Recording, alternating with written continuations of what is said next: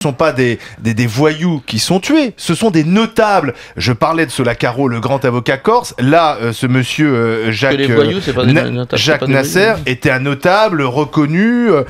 Donc c'est pas tout à fait la même chose.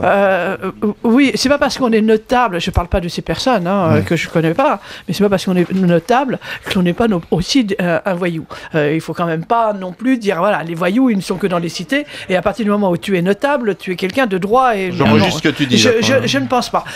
La seule chose qu'il y a, c'est quand même incroyable qu'une démocratie comme la nôtre, dans un département qui est le moins peuplé de France, on n'arrive absolument pas à retrouver les criminels.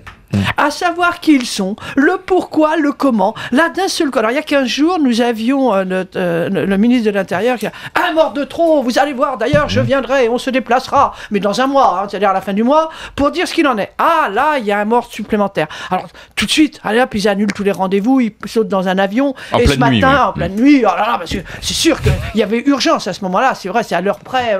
Mais là, c'est du spectacle médiatique. Mais oui, et puis on va nous faire encore un discours en disant, vous allez voir, on va mettre tous les moyens, il y en a marre, il y en a ceci, il y en a cela.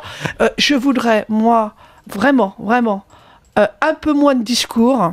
Vraiment un peu moins de discours. Et une obligation de résultat. Et une obligation de résultat. Et comment se fait-il qu'un département comme ça, on n'est même pas fichu, alors qu'il y a très très peu de personnes qui y vivent. Et bien vraiment, la honte à vous. Monsieur Valls, puisque vous vous dites meilleur que tout le monde, que vous nous avez montré que vous étiez un homme vraiment d'État à l'Assemblée nationale l'autre fois, que vous saviez garder vos nerfs, et bien mettez vos nerfs dans votre poche, travaillez et faites arrêter les gens.